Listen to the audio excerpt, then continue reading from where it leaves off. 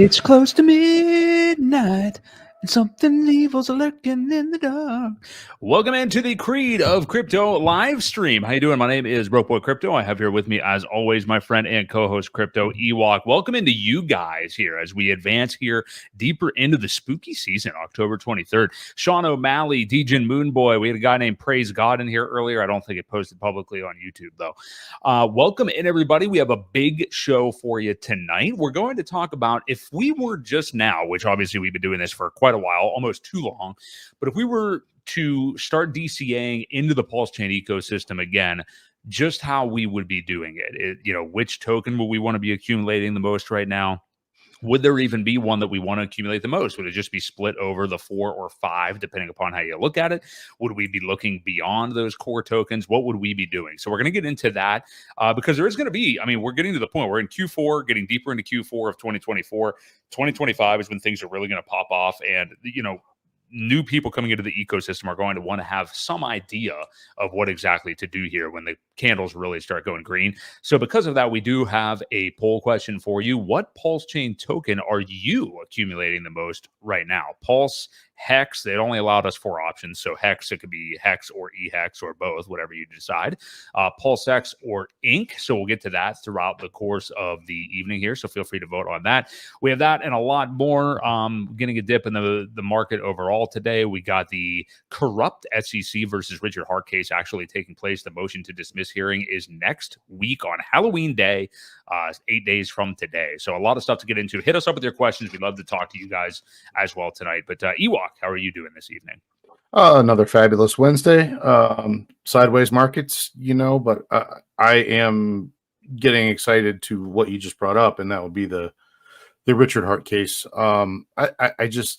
I think there's going to be a lot of good that comes out of it, even if we were talking about this too, is we're not going to get a decision right away, right? We're not going to hear anything for quite some time, but when a group of hexicans or pulsicans or whatever it may be get together, it's always great. It's always great to kind of refuel and rejuvenate that mentality. So I think it's going to be a really good outcome, even if we don't get an outcome, kind of thing. So looking forward to that. And yeah, the markets are definitely getting primed. Election day is right around the corner as well, so you got that to look forward to.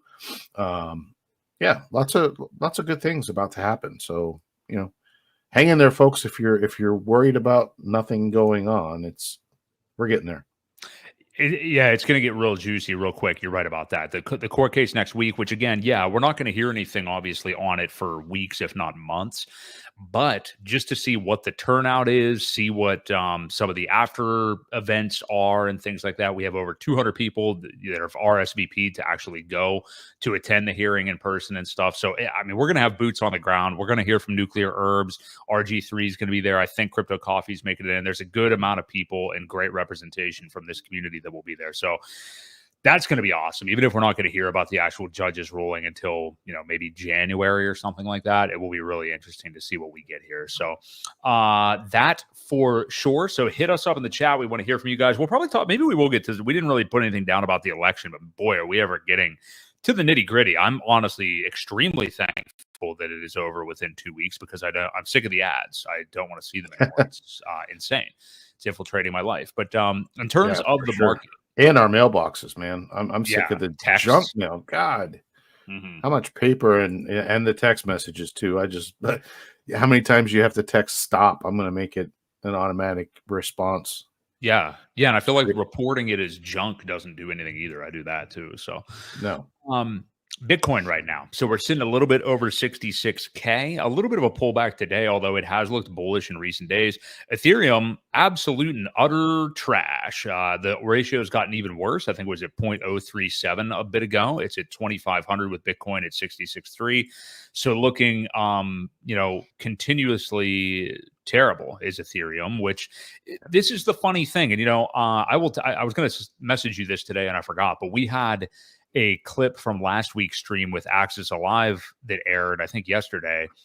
And it was about like, could Ethereum, I think I titled it like, could Ethereum only get to 8K this cycle? And Axis made his case for like 15 or 16K and how long it would take and what would need to happen for that to happen.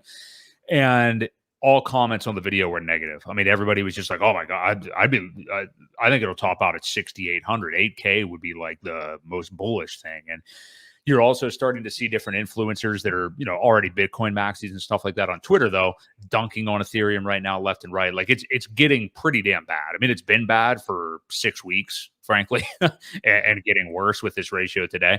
But I mean, sentiment wise, it's total goblin town basically for Ethereum right now. So we can look at both of these and, where we think things are going to go. But of course, we've really been focusing on like, when will Ethereum ever catch up with Bitcoin? What's it going to take here for this ratio to close?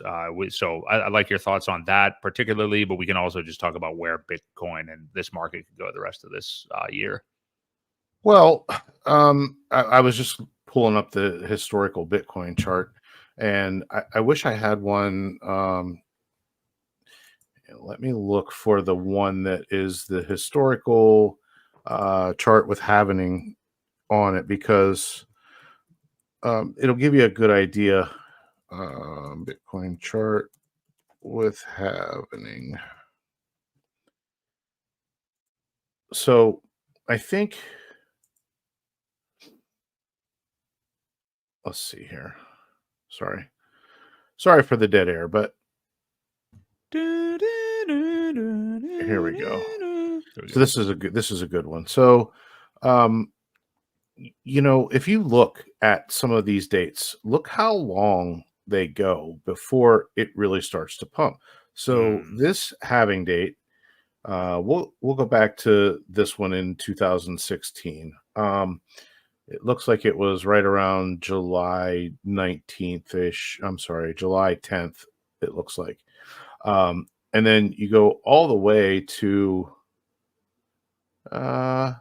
December, maybe even into January, before things really started to pick up. So, you've got a good 6.5, 7 months.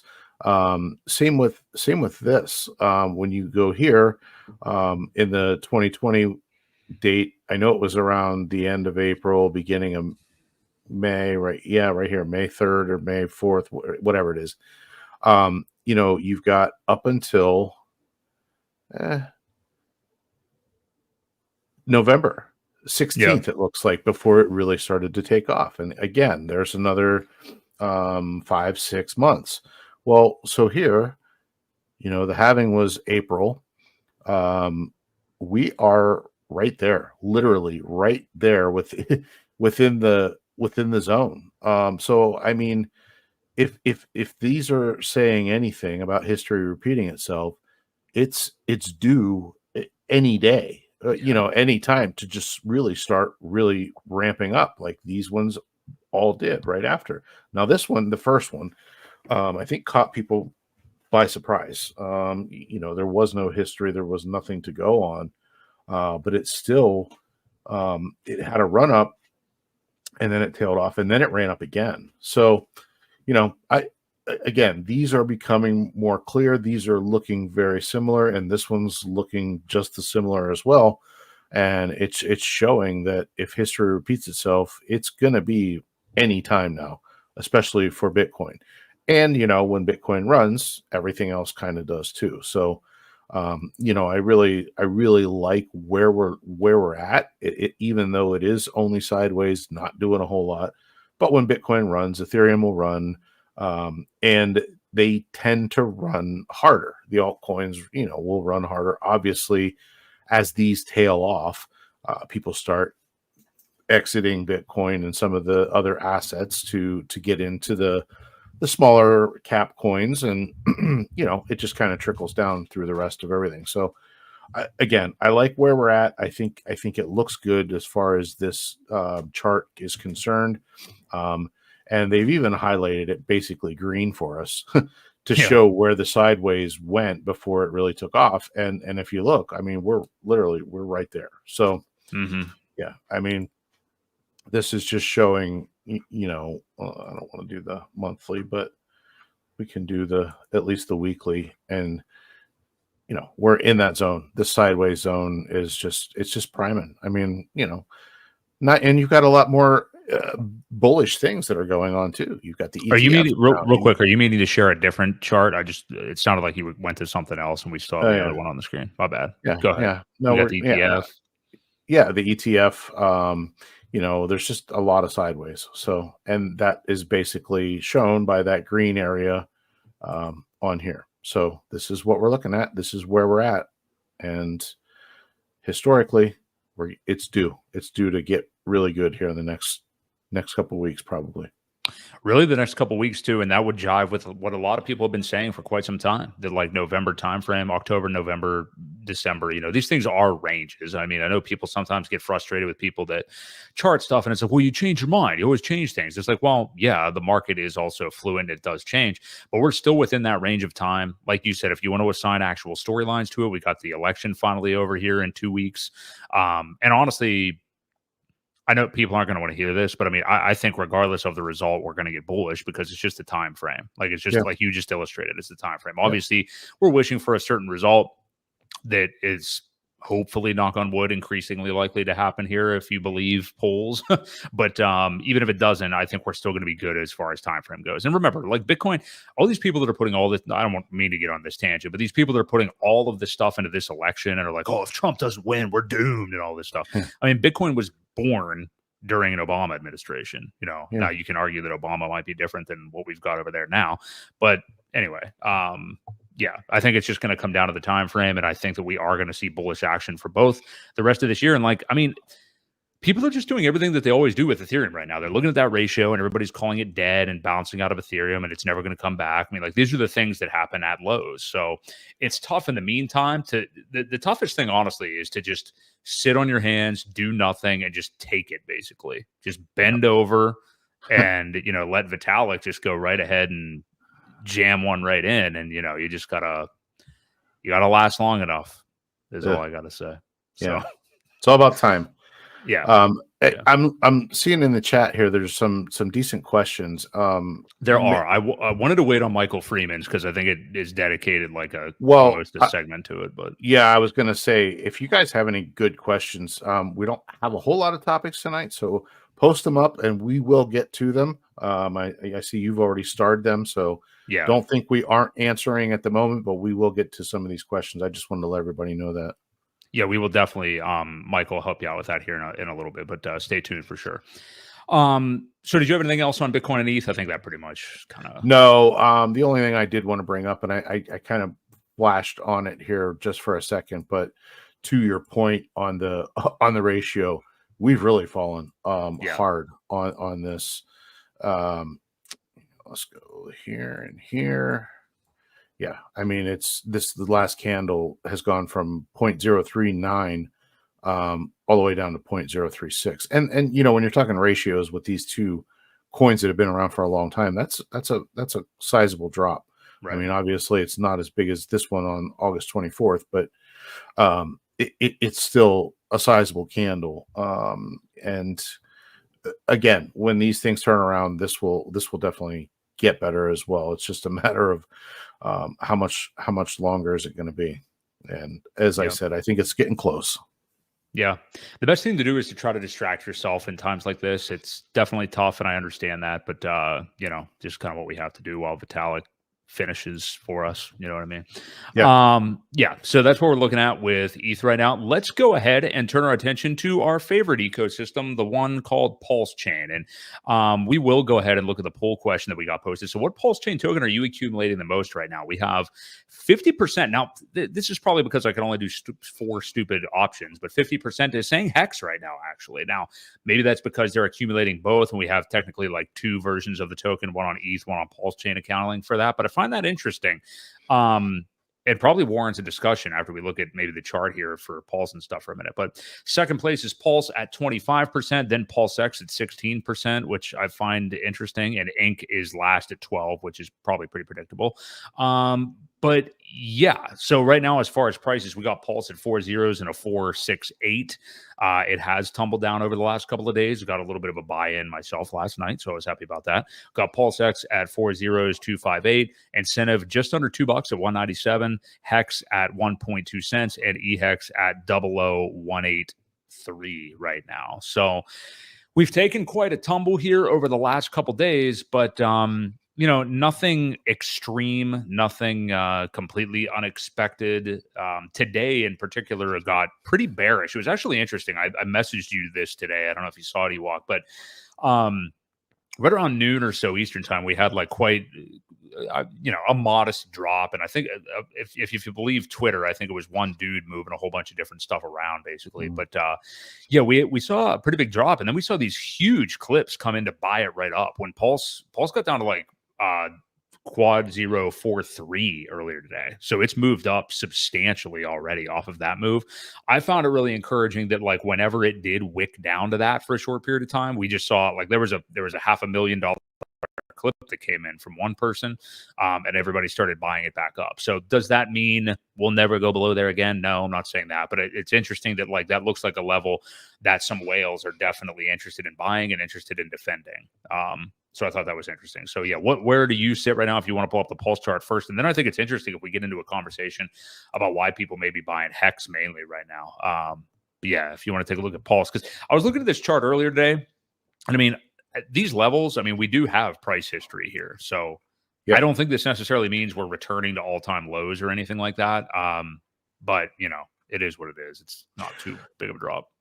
Well, we do have a lot of history, actually, because back here in September, it was resistance in this area. And then once it caught through there, it flipped to resistance. Or I'm sorry, to support. It supported it, then went up, and then came back down, and support hit right in here again until it finally broke through. Again, resistance.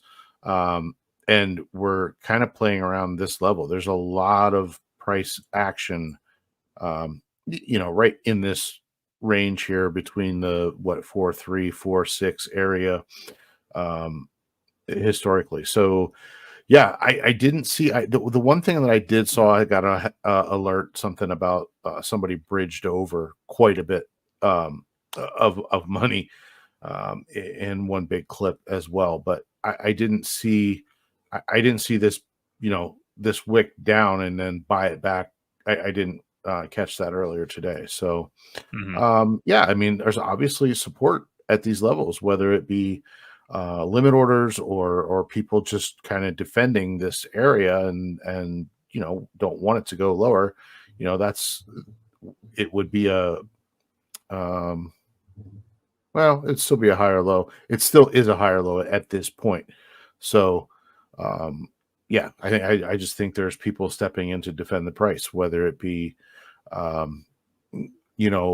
bunch of people small or, a bigger whale that doesn't want to see it go lower.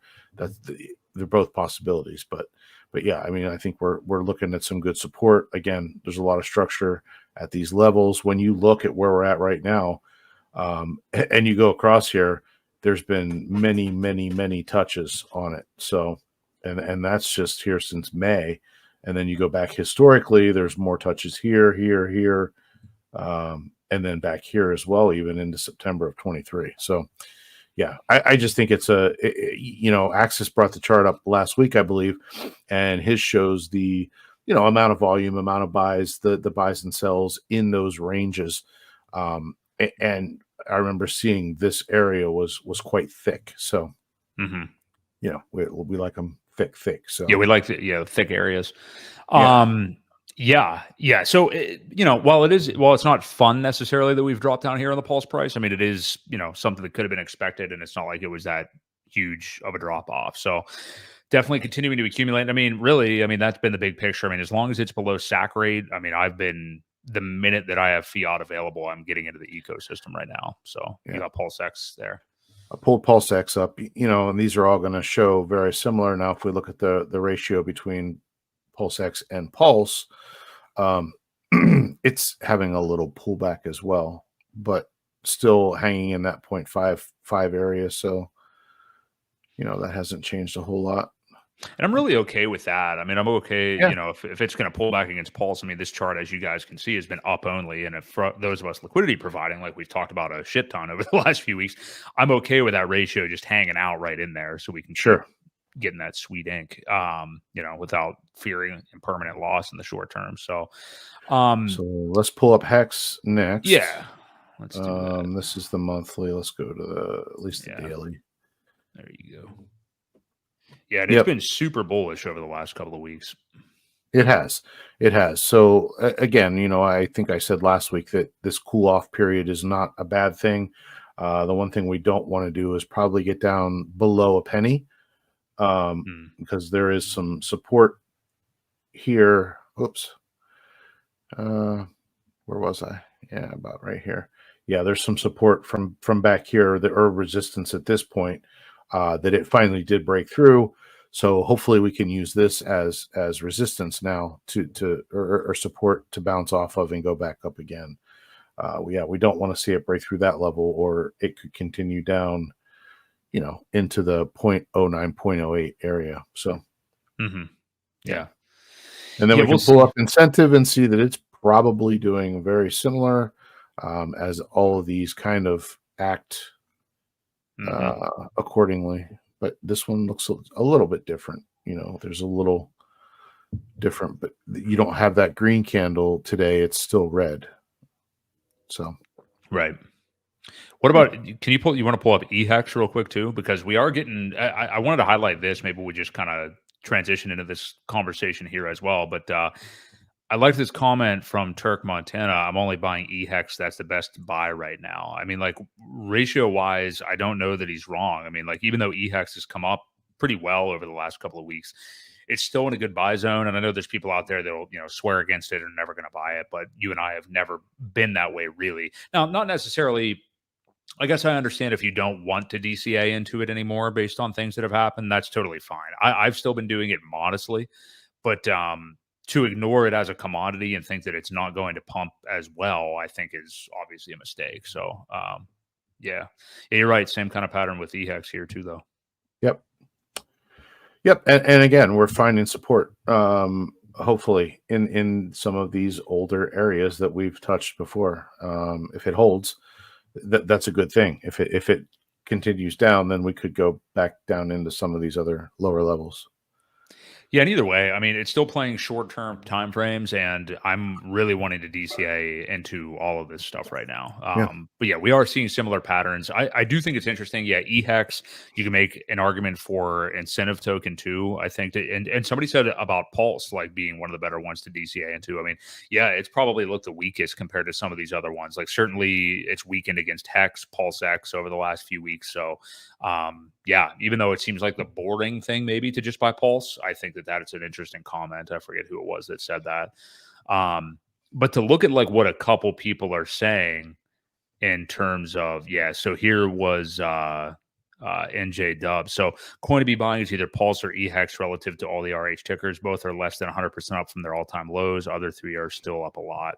I mean, yeah, it's an interesting way to do it. And maybe we can just like get into the overall idea of how to DCA in and get to the main topic since we're looking at the charts anyway, because this conversation right here and what he is saying is a little bit different from what I would say if like you were not even exposed to the ecosystem in DCA. So looking at this first, I wanted to ask you this, Ewok, because I always kind of don't trust myself to do this, but like, for example, he's saying like, hey, these look like the definite weakest tokens. If I have new money coming in right now, these are the ones I'm going to get into at the moment.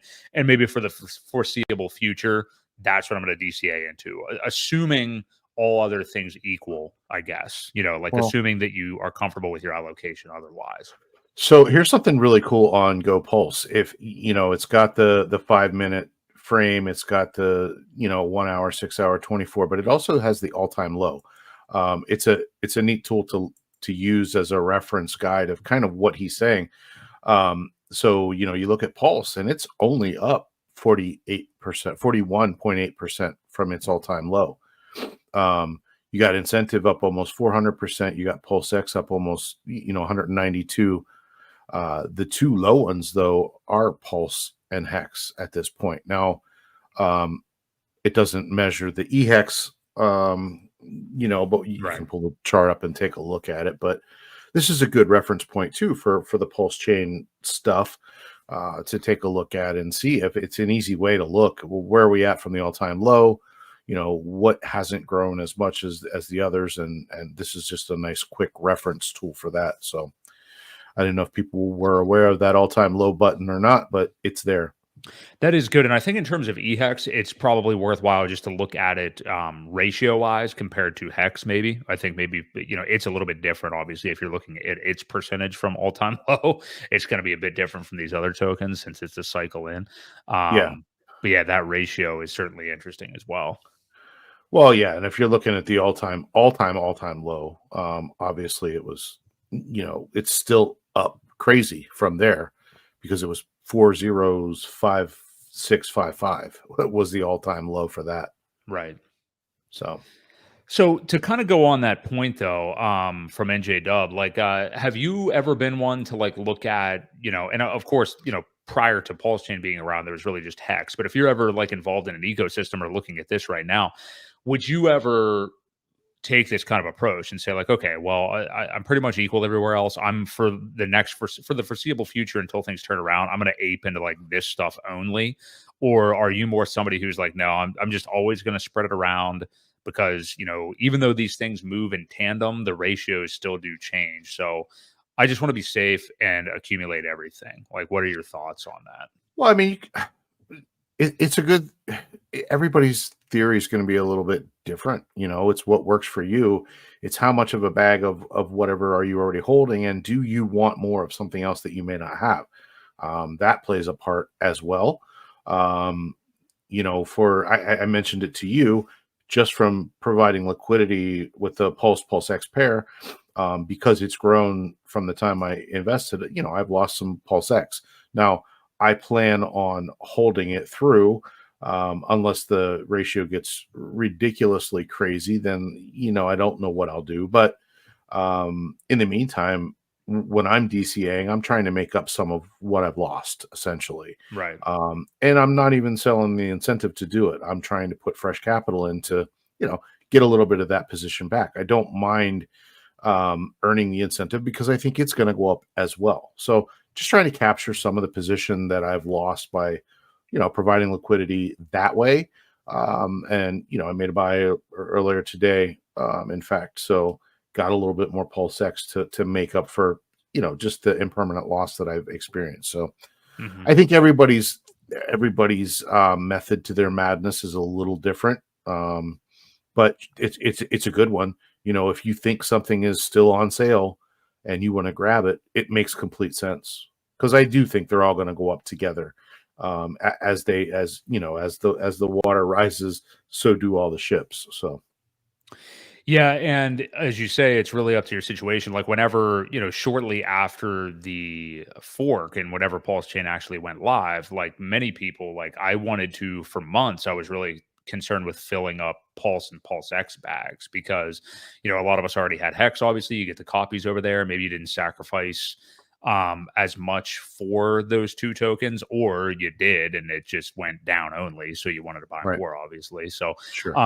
so for a while for me it was all about Pulse and PulseX, but yeah, now I'm basically at the place where you top those bags off enough and you get to a place where you feel pretty even across.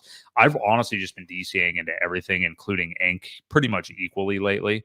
But I do understand, looking at the charts, seeing where we're at ratio wise and stuff. And again, you just mentioned it too. You do have to take into account for us, like providing liquidity. You want to make sure, like, you're buying PulseX because you've lost so much PulseX and stuff like that. But even if you didn't do that, I mean, even if you were just DCing equally into Pulse and PulseX, Right, while doing that, you're still kind of getting it back, obviously, anything that you've lost. So yeah. So I want to address this. OG Hexagons who sacked Hex are dumping their previous gains they made from Hex in Pulse, since the liquidity is there. Minus 50% down from 1,000x is still a 500x profit to sell. And then he goes on to say OG Hex whales have unlimited ammunition to dump.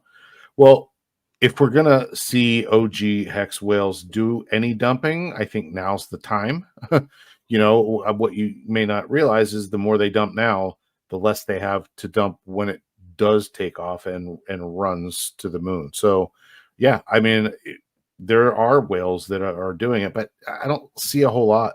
I don't see a whole lot of whales. I mean, most of them are fairly benevolent. I think there may be a couple sharks that are, and maybe your terminology by whale what didn't mean the rank, but I see some dolphins and some sharks that are doing the dumping, who probably retired way too early. And now they have to kind of live on the crypto instead of still continuing to just hold through these down times. So I think that has happened a lot, and we have lost quite a few sharks that have become dolphins and dolphins that have become squids due to that. So again, let's let them dump at these levels. I don't see anything wrong with it. Eventually, it's kind of what happened to Bitcoin early too. The fewer and fewer that have that many are, the fewer that can hurt the price later. So not a bad thing. And then, yeah, and that's an interesting comment. And again, yeah, them selling low down here is better than anything else. And luckily, we haven't seen any kind of like epic sells in quite some time. Like the last one that comes to my mind was that, not to dox him, but I mean, it's already known, that Nick Cherry one from like way back. I don't even remember when that was. Yeah. I forget how many millions he dumped, but it was quite a few. That was like late spring, beginning of summer, because we had gotten off. We were near sack rate and came the whole way back down to like 4 zeros and a 6 or something like that. But so for somebody brand new, not that it's going to be way different, but like say you were just entering this ecosystem, and I want to get to, I'm interested by this Viper Styles question. I'll get there in a second. But if you were just getting into the ecosystem, my line of thinking would be to just buy everything equally, like even including Ink and eHex. I would want to buy everything equally just to start getting positions in every single one of them. I'm curious if you differ from that, Ewok, because obviously Hex OGs like yourself or like a Crispy Man and stuff like that, you guys are such big advocates of staking Hex, obviously. So would you have more of and again, our poll question, which we can revisit right now, Hex leads the way, 40% of what people are wanting to DCA into the most right now, which actually kind of surprises me. Pulse is second with 31, Pulse X 16, and Ink at 13. I'm shocked Pulse X is not higher, just because it's been so amazing. But hey, we got smart viewers, I guess, because maybe they're looking at the ratios. But would you recommend somebody that is just getting in, like more so focused on Hex and setting up Hex stakes and getting like a ladder already set up, or would you want to be just accumulating everything equally? Everybody's situation is different. We don't know how much money the hypothetical person has, but to me, I would just want to start getting pieces of everything in the ecosystem. That's what I would recommend. Well, when you realize that the Hex share rate, if you're into the staking and that's what you want to do is build a ladder. Excuse me. Sorry. We lost you. No, I muted. I know. I think knowing that the share rate always goes up, knowing that you want to complete your ladder, if you want to do that and get it in now, I think that's the smarter move. Again, everybody's going to be a little different. Do you want a staking ladder? Do you even want to stake? Like, do you want to do long-term staking? Do you want a yearly ladder, a quarterly ladder? What do you want out of it? I don't think it's a bad idea to get as much Hex as you can at these prices because of the share rate, right? That number is only ever going to go up. That share rate and the T shares are getting harder and harder to get every single day. So, I can see that too. If that's the strategy that you're taking, like a lot of people that feel, they may not have enough Hex or want more, want to get that in, get it staked, get it locked in, and then DCA into everything else. So again, I don't know that there's a right answer. I mean, I see so many different strategies and people talking out there that, some people don't even like Hex. They don't want to stake it because they don't want to be locked in. They don't want that chance to go by them, where they're locked up and they can't access it if they do want to take some profits. So again, everybody's going to be different. I do think, for some of the people that have been in since the beginning, who feel, I don't know that if you're in from the beginning that you ever have enough Hex, but because I do. It's still my favorite of all of these. I still want more. However, I feel the opportunity of all these zeros in front of these numbers aren't going to last long, at least for this cycle anyway. So getting these while you can and capitalizing on those while still ending some stakes and restaking the yield and the principal both, because at this point I don't want to get rid of any of it, so I'm just going to throw them out even further as far as my hex goes and just continue to earn it. There's going to be a lot of people, and I think a lot of people forget the early end stakers are giving up so much of that big payday bonus. There's so much of that's going back to the stakers that are doing what they said they were going to do. I saw somebody earlier today or yesterday ended a stake. It wasn't crazy early, but it was early enough where they took quite a big penalty. I think they had sent 1 million hex in, and it was almost up to 10 million in value with penalties and yield and everything like that. And they only got back maybe 500,000. So they took a substantial hit. But again, the people that are staked will get all of those penalties. Well, half of them anyway. So, I don't know. I think people still underestimate it and may still not quite understand what it is. As the finished product, it's different. It is special in its own right.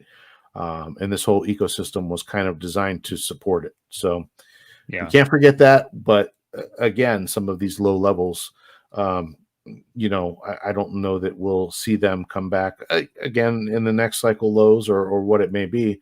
Hard to say what it would bottom back out at after we get a bull run, but you may not get another chance. Yeah. I don't know where it went. I lost it. I think it was Rocket Mob, and I lost his comment. Oh yeah. And we both totally agree with this. Unbelievable how some of the OGs completely downplay eHex like it's dead. I mean, yeah, I agree. I mean, that argument still goes on out there and stuff like that, and that's totally fine. But Ewok and I have always been in this camp. I mean, I understand not running to running in to buy it constantly if you're, worried about how it could perform in relation to the others and stuff like that. But I mean, just with liquidity bonding and things like that, we know it's going to move, and there's people that only are aware of Ethereum and know that original hex chart and will want to buy it. So yeah, I'm with you on this. It's all weirded me out. This comment is basically the people that downplay it like eHex is dead are the ones that sold it. Usually that's how it goes. They put all their eggs in one basket, decide to sell it and buy all PHEX. So that's what people don't talk good about things they no longer have. And I think that's, you're going to see that anywhere. I'm not going to talk fantastic about things that I'm not holding because that's just why would I pump somebody else's bag, right? I mean, it's nature, it's human nature to talk about the things that we have. We want them to do well, obviously, so we can do well. So I think that's what you see Rocket Mob a lot of times is the ones that downplay it, made a bet, and they again put all their eggs in one basket and sold their eHex, and now they don't care. They want everybody else to do the same so that they can be right. So yeah, no, I agree with you. This one's a little off topic. I mean, it's relating to what we're saying, but like with stuff not in PulseChain. So Viper Style says, would you do the same split if you flip coin names to BTC, ETH, Uniswap, and Doge? Like basically treating it like it's the PulseChain ecosystem, or like how would we split up that fund? I mean, it's an interesting question because obviously I don't think either of us would invest in any of these. But I mean, if I were looking at these tokens, I wouldn't even own BTC or Uniswap. I mean, I if these were my options to pick from, I would own ETH and Doge probably. And I'd probably just do like 50-50 or something like that. Yeah. I wouldn't even go 50-50. I think I would be very heavy probably in ETH, maybe 60-40 or even 65-35. ETH heavy, because I still think it's going to run. And I think, I think, yeah, I think Ethereum is still going to probably outperform Doge. It almost got to $1 last cycle. Will it this time? Well, it depends. Will Elon talk about it? Will certain people talk about it that aren't at this time? That's something you just really don't know who's going to pump what. So I think Doge will do just fine. It's survived, all the cycles and, still going. Uniswap doesn't have, so when you compare Uniswap to PulseX, it doesn't have the same features as PulseX. It's just a duct tape token that doesn't do anything. It does nothing. PulseX actually buy and burns itself, so it adds its own buy pressure to itself essentially. So I don't think that it's fair to compare that, but I do get what your question is completely. But that's one reason why I wouldn't buy Uniswap. And I think, at this point to buy BTC, we've missed out on so many gains if you're just now buying to get maybe a 2 or 3x. Just don't think the risk reward is worth it at this point. So that's kind of my take on these. Yeah, you could really be staring only a 2x in the face with Bitcoin, honestly, right now, which is scary. And how funny is it that we would invest in ETH over Uniswap? Like, that's so funny because it is an altcoin. Like, the Uni token is an altcoin. Now, it's only good for governance, which is basically, wipe your ass with that. But it's just crazy. Like, you would think something like that, you would like, it's more risky than Ethereum. It'll probably do better, and we still don't even want it. So, yeah. What does that say about it? Well, after what they did to the Hexicans and to show how decentralized they really are not. Right. Yeah. I wouldn't support it. And all these things kind of play a part in the decision making for when you pick coins. People remember what other people did. Founders, creators, things like that. They remember. And I think we can probably transition into our cult discussion because this kind of plays into that, right? Yes. Interesting here, NJW. Yeah, you're right. Doge, if Doge was the replacement for Ink in his comparison, I don't think that was probably, I guess maybe take out Ink and make it Teddy Bear or PDI or sure, HOA or whatever you want to make it. But that was an interesting exercise anyway. Yeah, I have a political question that I want to get to from Steven BMX, but let's not do that yet. We'll do that here in a minute. But we got to get into this cult thing, and we got to tell you, if you're watching, which many of you are. We have a great stream today. We got 75 of you here. Smash the like if you're enjoying the stream so far. We appreciate it. Unbelievable conversation. This is really an exciting stream, honestly. I really appreciate everything from you guys tonight. I see, and there's a lot of new names. So we do this every Wednesday night at 6:30 p.m. Eastern Standard Time. So we appreciate all of you guys being here. But yeah, so we were going to bring this up with Access Alive last week. We got into like so many topics that it just didn't make sense to get to, but you want to talk about this, Ewok, and I do too. Sami for a while has been talking about, since we aren't really seeing any kind of new main huge narrative kind of erupt for this crypto cycle. Like, people tried to force many of them. Like in 2023, it was all the AI shit and stuff like that. But there really hasn't been any innovation. There's not really anything between crypto and AI that intersect like as a product so far. It's just that these tokens are slapping AI on what they do and selling it as something to do with AI. You've also had the real world asset stuff with people like, oh yeah, real estate, blah, blah, blah. Like just these different narratives that people have tried to push. Nothing has really come through. Nothing has even sniffed DeFi of 2020, 2021. I mean, nothing, not even like, there were literally legendary innovations going on at that time. We have not had anything like that. So really the cycle so far, to many people's chagrin, has been about meme coins, which they in general like already kind of have a cult connotation with them. Like memes are cultish, like, that's the way it is. Like a meme is an idea. Cult is part of a community. I mean, that's just, they kind of go hand in hand.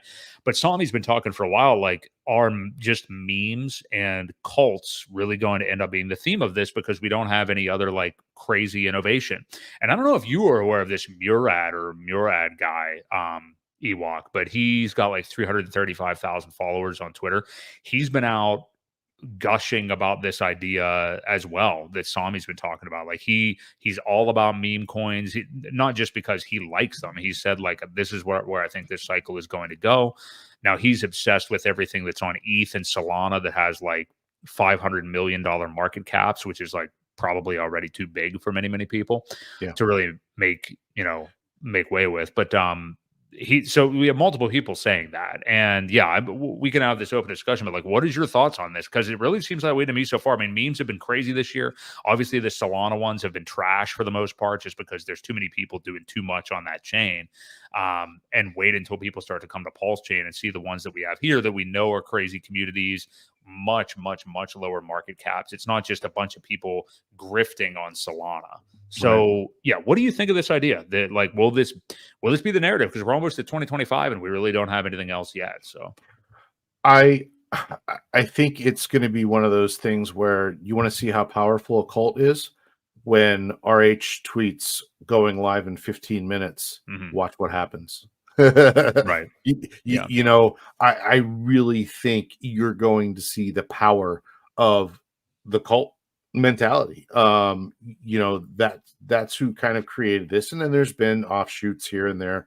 You've got the Tang Gang, you've got the 9-inch guys, you've got there's the different groups, Axis's group, Randy's group. There's different groups, right, that have kind of all had their own offshoot. But still, it's the cult. It's the cult mentality of no matter who you kind of root for, everybody's still got everybody's back, whether you want to admit it or not. You may not be a fan of their product, but if there's an attack, everybody's going to kind of come together. And it's the same thing we're seeing now, with the court case in New York. There's so many people from everywhere kind of coming together. And I do think there is something to it. You can create one of the best products out there, but if you don't get an avid group of followers behind you, pushing it, tweeting about it, putting stuff out there, and no matter who tries to tear it down, people coming to your defense, you're not going to have a sustainable product. It'll fizzle out before it gets started. So, to me, it is one of the best, I think, from what I've seen so far, narratives that are out there. I haven't seen anything else as powerful. And it is powerful. And that's the thing that you have to understand, that, you just don't stop a movement like this, even with bad prices. As you can see, we've experienced some major 99% drops, and people are still here. People are still tweeting about it. People are still talking about it. They're still handing out business cards, mailing out flyers, stickers, you name it. There's still race teams. There's still sports teams. There's still boxing sponsorships. It doesn't stop. So I don't know how it can get better. No, I agree with you there as far as our own cult, but I think obviously it's going to be very good for us if that is kind of like all we get. I should say all we get, but I mean, if there is no other major innovation that comes out of this cycle, it's obviously going to be fantastic for us when things start to run, because you're just going to have this fever pitch community. But I really think if you zoom out though too and look at everything else that's going on, I mean, a lot of these memes have just been absolutely insane, and I think it makes sense at this point. Like, people need to start taking this stuff seriously. I know that's funny when you're talking about like a dick with butt and stuff like that, but people do need to, look at like community culture, things like that being on the blockchain. And if people are agreeing to buy it and all get rich together, that's just what's going to happen. I mean, like if you have a low market cap coin, and which we have many of on PulseChain, that any one of them could just hit at any time over the course of this next year and a half. But you get a group of people like that together that believes in something, even if it's just like a joke or something funny or whatever. We've talked before about it has to be things that usually stand the test of time. Like me and DJ and Moonboy before have talked about the Pika thing, like Pikachu, all that stuff. That's already like permanently in the zeitgeist. That's in people's minds. You know, it's been around for however many years. I was never a Pikachu guy. Sorry, not a Pokemon dude. I am a Pika to Pico guy though, and I do own it. But you know, these things that have just been in the consciousness, like OMG, Orange Man Good, and stuff like that. These are things that are like memes of culture that are out there that forever exist in people's minds and they're never going away. You know what I mean?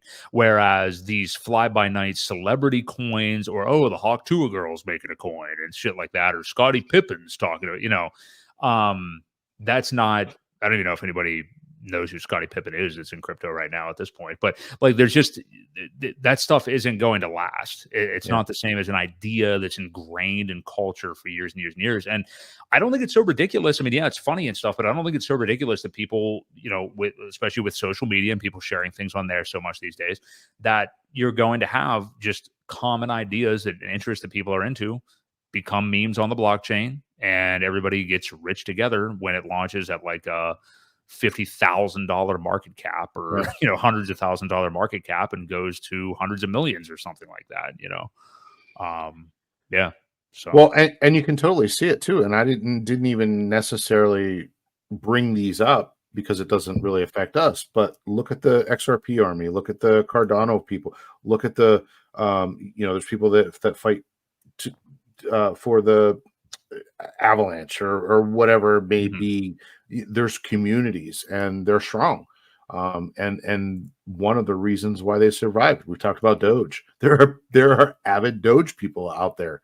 Litecoin just making some news the other day I saw. So I mean, there are avid, there's still avid people that are still fighting for some of these things. And you know, it's not just the RH community, but there's a lot of them out there. One of the reasons why a lot of these coins are still surviving, you know, especially something like Ripple, where, you know, they're getting their crap dumped on to donate to political movements, you know, $10 million worth. So, and to the political movements that they probably don't agree with also. Oh man. So cucked. The Ripple holders are cucked, but I do. But again, they're strong and they're in numbers, you know, and that was kind of our point, right? Yeah. Can you be strong if you're cucked? I don't know. But yeah, you're right. No, that's one of those unique ones though, where like, you're right, they are cultish, but the founder is dumping on their heads. You know what I mean? Unlike PulseChain, which is the polar opposite of that. Sure. And a lot of other things out there. I mean, like, I think the main thing is like with these memes and stuff, it doesn't have to necessarily be a meme, but with these memes, I mean, they're starting at such low market cap, and even the ones that Murad guy is sharing on Twitter. And I would check him out for anybody who hasn't heard of him. He has some interesting, Viper styles. But he has some interesting thoughts on these. But the funny thing is, like I said, he has like a top 10 meme coins, top 10, 15, 25 meme coins. They're all on Solana and Ethereum, and they're all huge huge for meme coin market caps already. So, yeah, I don't know. You got to watch out for that kind of stuff too. So. And again, be careful of anything on ETH. Again, if we foresee anything happening and, you know, you get a $5,000, $8,000, $10,000, $12,000 Ethereum, gas prices are going to make those totally unaffordable. So that will evaporate as quickly as it started, only because you can't transact, right? So, you know, you got to be careful of these new things, and people that are, we thought even had learned a lesson by seeing what happened to the Hexkins last cycle. Therefore, PulseChain was created, and now you've got people going back and creating these new things on Ethereum. I'm like,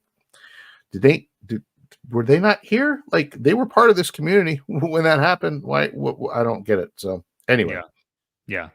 No, I'm with you.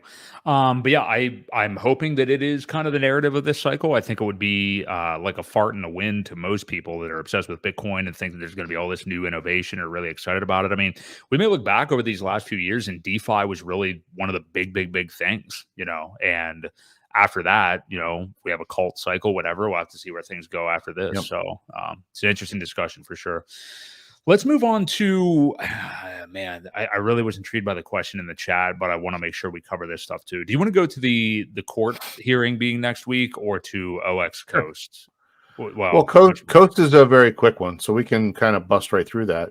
Okay. We'll put that up there, and yeah. So go ahead. Well, I was just going to say the summary. You go right ahead. Yep, I was going to say OX Coast just released something.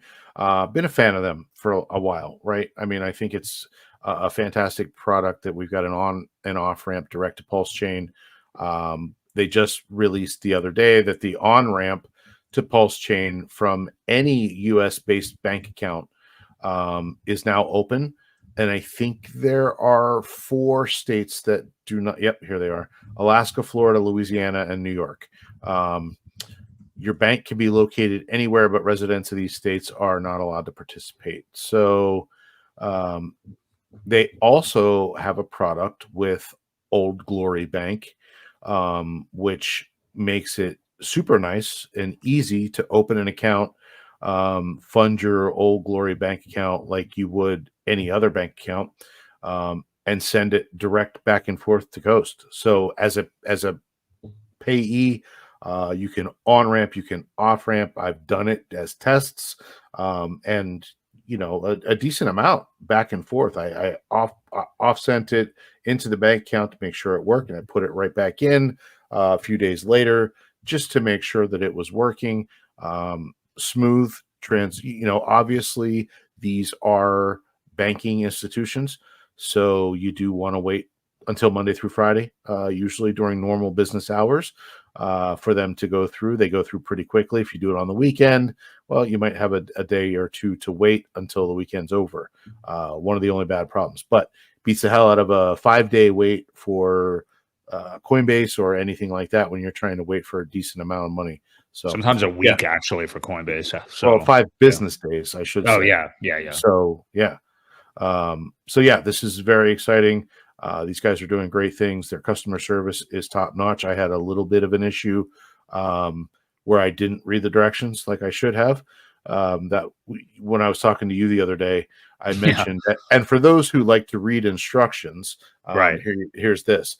And it's because I didn't follow the instructions and I did something I shouldn't have done. But again, reached out to Stoic and the team, and they immediately fixed it that morning, like right away. So great customer service, great product. These guys are awesome. And don't forget, we've talked about it before. If you have a little bit of the weight token and you stake it in their platform, it will lower your fees to 0.25% or something like that. So otherwise, if you don't have any, I think it's a 1% fee on something, but 0.25, it saves you quite a bit of money. And I think the amount that it takes to lock up whatever it is like $50 or $60. So totally worth it if you're going to be onboarding larger amounts. Buy yourself some weight token and lock it up to save yourself some fees. And at this point, I know you've long been a proponent of Coast, and thank God they are back. I mean, they had that downtime for a few months, but they really have kind of become like, if you were onboarding a new person that had a fair amount of cash into the ecosystem, that would be probably the best place to do it, because especially if they are a bit newer to crypto, it's a tougher sell to an extent, even though they're probably going to need to learn this skill. It's a bit of a tougher sell to be like, okay, register on Coinbase or Kraken or whatever it may be, send your fiat into there, buy ETH or USDC, send that into your wallet. Like with Coast, it's much more coasty. You have a bank account, you can just send the money, ACH transfer out of your bank, basically right on over to Coast, and you can get right into the ecosystem, get it straight into your wallet. So I think like for people that are newish to crypto and are open to the idea, it's probably a safer entry point, or not safer, but like easier for them, I guess, to understand, Yeah. And you can mint right into, you don't even have to put it into the Coast token, the CST token. You can buy from your cash in your account. Once you deposit it, you can buy right to Hex, Pulse, PulseX, and I think Incentive as well. So you can buy any of those, or you can put it in the Coast token and then use Piteus to do a swap. Again, it routes through the stable pools pretty well. So, the ratios are good. There's just decent liquidity to do that. So, yeah, I think it's great. I think it's a great product. They've worked their ass off to get things back up and running. Again, with some redundancy now too.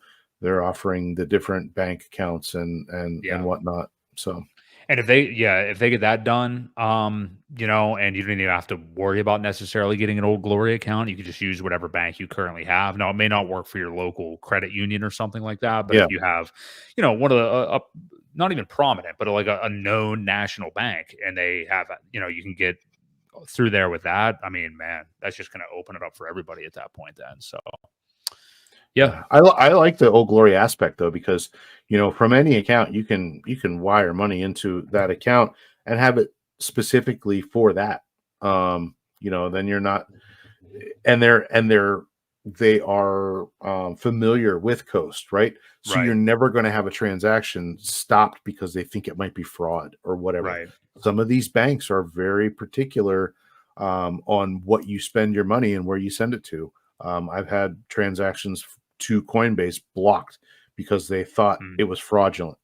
And you miss a decent opportunity if there's a dip. So, that's one of the reasons why I like the Old Glory Bank option. Super easy to open the account, super easy to fund it. And they're very familiar with Coast, so you can go back and forth pretty lightning quick.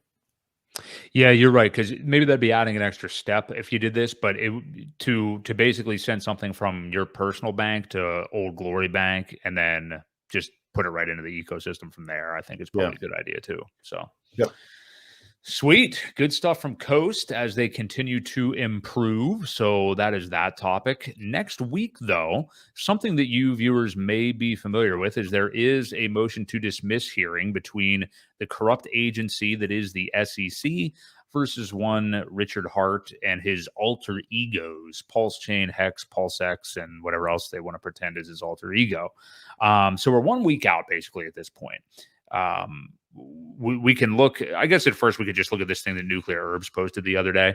It's really a nothing burger, but at least it was curious that apparently on the court's docket, they just have not had the hearing up there. And then actually just today, literally hours ago, they uploaded the hearing schedule. It's still scheduled for October 31st, Thursday at 2 p.m. Eastern Standard Time. So all that is still set.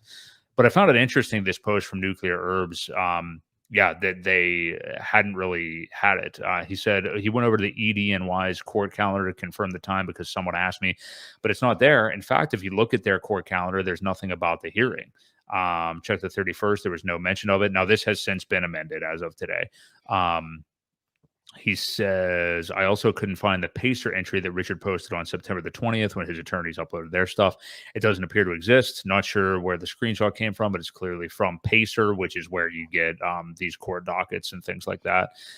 So I called Judge Amon's clerk, which is the judge overseeing the case, this morning and confirmed, yes, it's still set for the 31st at 2 p.m. I have no idea why the calendar isn't showing it. So very interesting that was happening for whatever reason. Again, it doesn't mean anything now because we know it's still happening and they did update that today. But I want to get your take on that, Ewok, but also more importantly that we've now had, I think, over 200 people that have RSVP'd to this event, not necessarily RSVP'd to the hearing. I don't think there's anything where you can tell a judge like, hey, I'm coming. I don't think there's any, RSVP. We want to know you're coming. But as far as like the event, the after events, things that may go on in New York City after that, so we know that not that we ever doubted it, that this ecosystem is going to have massive representation in the courthouse that day. Let's knock on wood that everybody is well behaved. I think that they probably will be. And it's nice that we're going to have somebody that is an attorney like Nuclear Herbs there. We're going to have RG3 there. I think Crypto Coffee, you could probably even tell me other ones, Ewok, that will likely be able to kind of take a leadership role and say, like, guys, not that I expect anybody to be rowdy or over the top. I don't think anybody's that stupid that would make that trip. But luckily, we'll have a few people that can kind of lead things a little bit, I think. So, yeah, what do you make of this? It's just so fun that we're a week out. Obviously, we know we're not going to get any kind of a result that day. Like you said at the top of the show, it would be nice just to see the turnout. see the boots on the ground and stuff like that, and then wait for a decision in 60 to 90 days probably. But yeah, what are your thoughts as we're just a week out here? Well, I find it interesting, Nuclear Herb's last comment that her calendar is only week by week, so we have to wait until Monday to see it, which was interesting that they only get a 1 week schedule. Like they they don't get anything more than that, which I find odd. But either way, no. And you know what? Maybe even he said he called the clerk, and maybe they're the ones that for some reason didn't update it or whatever, and now it is. So it's hard to say. That could have triggered the whole thing as well. I think it's going to be amazing that we've got this kind of representation there. The one thing that they were selling the tickets for was the attorneys, right? People, Oh, yeah.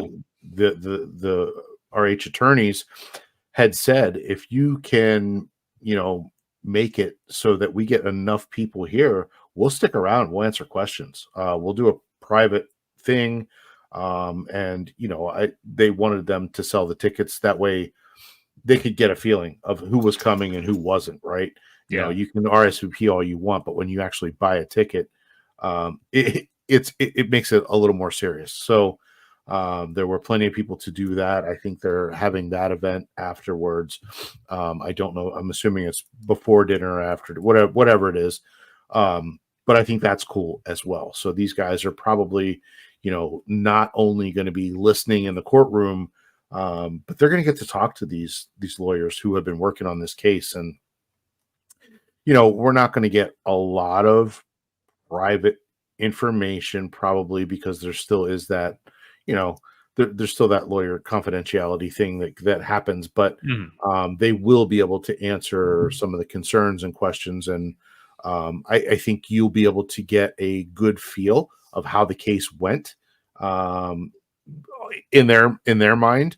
Again, some of these guys did work for the SEC, so they're gonna know pretty much how it went and what to expect just by reading the judge's body language or the plaintiff's demeanor as they cut through all of their arguments, basically. I think it's going to be pretty awesome. I think so too. Yeah. And you're not going to get that like client confidentiality stuff, but I mean, I think we'll get a very good vibe of how they felt that hearing went, what they think the chances are of the hearing being the overall trial, everything being dismissed after this. Because I've heard Nuclear Herb say before that traditionally, like in any case, a motion to dismiss hearing, you've got like a 10% chance of actually getting something dismissed. Yeah, it's just not likely. But because of how flippant, of course, the SEC has been with this, because of their recent track record and everything, and basically everybody knowing that everything they do is corruption and incompetence and just throwing a bunch of shit against the wall, that it's probably more like a 30% chance with something like this. And as stacked as RH's attorneys are, and like you mentioned, that some of them have worked with the SEC, that it is a higher percentage chance. And like DJ Moonboy in the chat somehow didn't know this, but he thought it was just like we would have a trial if this thing, there'd be a whole trial getting ready to start. But he was asking whether this was the final hearing or just motion to dismiss. It is just motion to dismiss. But remember too, I mean, like, even if the judge does not grant a dismissal, which, based on like the really lack of jurisdiction and stuff like that, that's why there's a case for this to be dismissed. But I mean, even if the judge comes back in January and does not dismiss the case, I mean, this is it's probably going to go into 2026. And I don't even mean that in a, like, who cares, Right, I mean, like, I don't think it really matters if there's a result or anything. I don't think, again, everybody that like is afraid of it or super bullish, sure, it'd be great, like, to get a decisive victory, just like XRP did and stuff like that. But either way, this is just the SEC. This isn't anything like people are just giving them too much credence at this point. Yes, they suck. Yes, we want Gary Gensler fired. Yes, we'd like the whole thing to be disbanded and stuff like that. And that'd be cool. But beating them or losing to them by, a judge's decision doesn't really move the needle that much. And that's how we should be looking at this. Yes, of course, you want to win, but it's the SEC. I mean, they look at how many people they've sued. And they're not like any kind of a legal entity or anything like that. It's just their opinion, which is fraught with all kinds of mistakes and stuff like that. So I think we just need to stop taking them so seriously. I mean, it's cool that obviously Richard is taking the lawsuit seriously, but we as investors don't really need to be worrying about them. I mean, So maybe you have a little more insight, but I don't think this is so much about it being a security or not. correct. I think the case was brought for misappropriation of funds. Was one of the big things that they brought up. Um, I, I I don't know the fact of whether it's a security or not. Well, just what I think he's specifically asking, like, no, nothing at all about anything in their complaint is being brought up on the 31st. I guess, like, in a way, if you want to look at it, whether they have Right. jurisdiction or not is being brought up. This has nothing to do with the trial. Like, not all of their complaints are irrelevant on the 31st. This is purely Right. about Richard's This attorneys. is motion to dismiss. Right. Is it going to be dismissed, or are they going to hear it? And that's Yeah. what this one is about. They're not going to really discuss that type of stuff. They're going to decide whether they have jurisdiction or not. And if they claim that they do, then they'll probably get something. Well, we won't know, right? We won't know for 60 or 90 days whether the judge decides to have continuance and let this thing play out, or she dismisses it. So that's where we're at. That's what this hearing is all about. Yes, bingo. Mr. Chinks, yes, Michael Liftick is a beast. We both saw him. He was the one that was in front of Congress a couple of weeks ago there, Ewok. Yeah, I mean, I have the utmost. I mean, I have so much faith in these guys. I'm very, very confident. I mean, let's be frank. You don't have to be all that educated with this stuff to beat the SEC's claims, but these guys are very, very educated. And of course, with somebody like Richard Hart, like who he's going to employ to represent him, he's going to have the best and make sure they have his understanding. So, yeah. So yes, that is all that will be happening on the 31st. This is purely, again, it's nothing really that's in the complaint other than the fact that they try to show that their jurisdiction is because, at least one investor in PulseChain lived in the Southern District of New York. Like all this bullshit, basically. Or like, Hex was transacted on Uniswap, and at least one of the developers of Uniswap is, it's like, I've said this phrase a million times, but it's like you could have, okay, I'm sure that's true of Helena, Montana, or whatever the fuck, or, anywhere else you want to go to in the country. Why does it just happen to be your home court? You know what I mean? Right. So yeah, they have a legitimate argument with the jurisdiction. We'll see where that goes, but it's neither here nor there. Nobody should get really upset if this moves forward to a trial. It is likely to still do that, but we got gains to make next year. I don't give a shit about the SEC. So yeah, pretty much. Cool. Well, I think that pretty much wraps us up on that. We got a week out from that. It'll be really exciting to see. I don't have any other topics I want to go over here other than one that I saw in chat earlier. If that's cool with you, Ewok. That was beyond all. Or no, hold on. I started whatever it was. It was a political one. I was going to answer the MetaMask question. Oh, well, I think Michael Freeman. I think people did. I noticed a whole bunch of people, which shout out to all of you who did. I think everybody. Oh, there he is. Yeah, he just commented again. But Michael Freeman, let me know if you got your question answered, because I saw a whole bunch of people reaching out to you, and I think they basically got you. But go ahead, Ewok. Well, it's a quick answer. I sacrificed for PulseX, only now getting excited again. I have the new computer. Can I ignore loading MetaMask and instead use an alternative MetaMask with seed phrase? Absolutely. You can use. Many people are fond of Rabby. Many people are a fan of the Internet Money wallet, which is already set up and ready to go for PulseChain. There are other options. You do not have to use MetaMask at all. So, yeah, I'm glad they answered your question. I probably started doing something else and didn't see, but yeah, Rabby is a big, popular one with many people. Yeah, and I did see a lot of people jump in to help him, so thank you guys for that. And I'm glad you're getting excited about the ecosystem again, man. We have a lot of exciting things to come. Maybe we can wrap up with this because my throat's starting to hurt and it's getting my little throat hurts. So Stephen BMX says, thoughts on if Harris wins the election? I'm hearing if their Democratic if their Democratic administration, they plan to crack down severely on all. I mean, No, I don't think they're really going to do anything. First off, in the short term, if she would win the election, maybe there'll be like some bearishness from the market. But I mean, in terms of Bitcoin, like we talked earlier in the show, in terms of Bitcoin and everything following the 4-year cycles, I think we're going to be right on track. I don't think it's going to hinder anything. Yes, obviously, having people who are,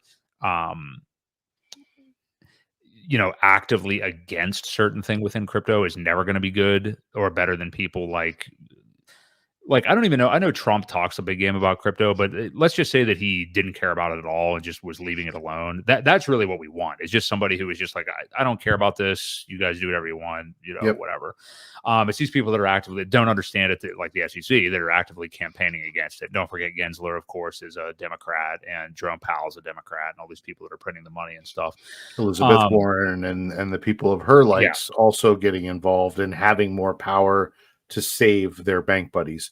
Elizabeth Warren, she is, sorry to interrupt you, but she is utterly disgusting. I mean, she is a rich fat cat, just disgusting human being. That, in the name of helping people out is, basically keeping us all under her thumb so she can continue to get rich off of her dying currency. So, I don't know. Kamala's doing this whole thing right now where she's trying to like be cool with the voters and stuff and pretend she's into crypto. I mean, obviously we don't believe that at all, but I do wonder she's going to have enough on her plate. I don't think there's going to be any kind of like extra crackdown on anything with crypto. It's always been Elizabeth Warren that's going on, like this hack just going on about anti-crypto army and all these stupid buzzwords. I don't think that would be in Kamala's best interest. And I do think we are genuinely seeing kind of a melding of the two sides a little bit now. Like, I don't want to get way into this, but I mean, you're starting to see Saturday Night Live start to make fun of both sides again. I think people are finding Trump more palatable this time around than didn't before because we already saw 4 years of them, and it's like, oh, the world didn't blow up.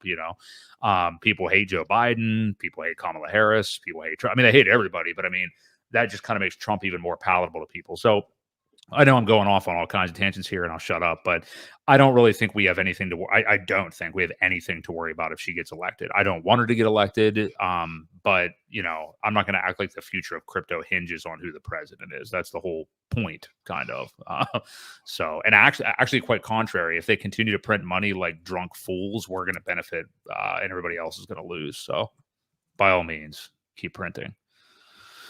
But did you have any thoughts on that, Ewok? No, just these guys making fun of my age. I'm not 73, by the way. Who the hell is saying D-Gen Moonboy? Oh, okay. Well, that's okay, I guess. He's allowed to.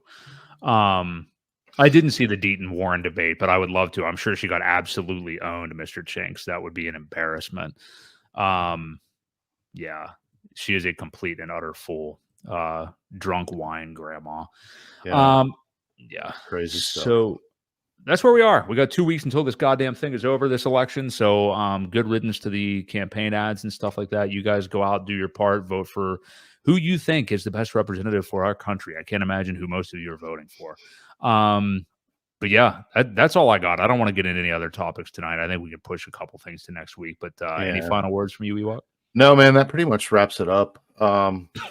Yeah, just make sure you vote. I don't care who you vote for. I mean, I do, but I don't. You have that freedom.